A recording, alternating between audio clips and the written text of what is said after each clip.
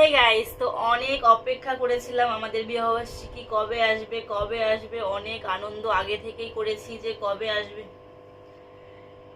Hey guys, তো অনেক দিনের অপেক্ষার অবসান শেষ হয়ে গেল। কালকে আমাদের বিবাহবার্ষিকী শেষ হয়ে গেছে। তো তোমাদেরকে আজকে দেখাবো যে আমার বর আমাকে কি গিফট দিয়েছে, ঠিক আছে।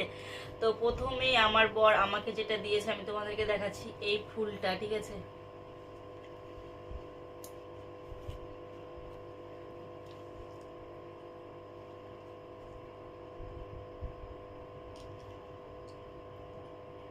হে গাইস, তো অনেক অপেক্ষার অবসান শেষ।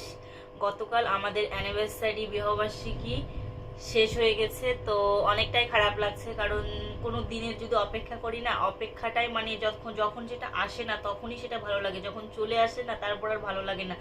দিনটা আমাদের পার হয়ে গেছে, সেই জন্য আর ভালো লাগছে না। তো যাই হোক, ভালো সময়।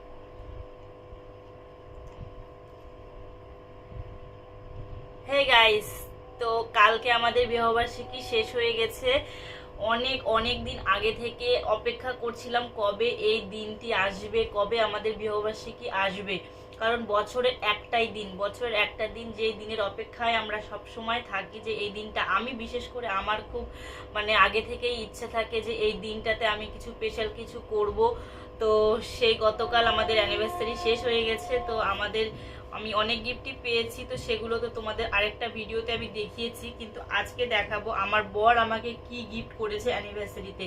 আমি তো তোমাদেরকে দেখিয়েছি অ্যানিভার্সারিতে কি গিফট করেছে আমার বর আমাকে, কিন্তু তোমরা কেউ কেউ হয়তো ভালো করে বুঝতে পারোনি, আর অনেকে আমাকে মেসেজ করে বলছো দিদি ভাই তোমার হচ্ছে দাদা ভাই কি গিফট করেছে তোমাকে অ্যানিভার্সারিতে। তো চলো তোমাদেরকে দেখাচ্ছি যে আমার বর আমাকে কি গিফট করেছে, ঠিক আছে।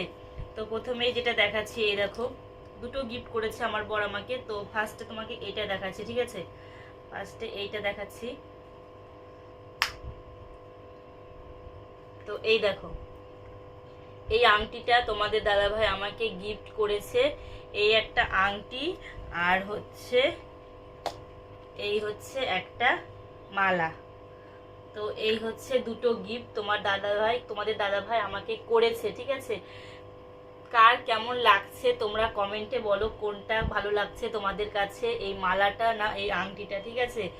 আর যেটা সবচেয়ে পছন্দ আমার হয়েছে সেইটা হচ্ছে এইটা। প্রতিটা বছর মানে প্রত্যেকটা বছর এই দিনে আমার বর আমাকে এরকম একটা ফুল গিফট করে। তো আমার এটা বিশেষ করে খুবই পছন্দ জানো। যখন এই গিফটটা আমাকে, এই গিফটের থেকে এই গিফটটার দাম কিন্তু অনেক বেশি, কারণ এইটা টাকা দিয়ে পাওয়া যায়, ঠিক আছে। আর এটা ভালোবেসে, যারা মন থেকে ভালোবাসে তাদের কাছেই পাওয়া যায়, ঠিক আছে। এটা আমার বরের কাছে, আমার বর আমাকে স্পেশাল, মানে আমি মনে করি আমার কাছে স্পেশাল গিফট। এই দুটো গিফটের চেয়েও এইটা হচ্ছে আমার কাছে স্পেশাল গিফট। তো তোমাদের কোনটা ভালো লেগেছে তোমরা কমেন্টে বলবা। আর এই হচ্ছে আমার কাছে তো এইটা খুবই ভালো লেগেছে।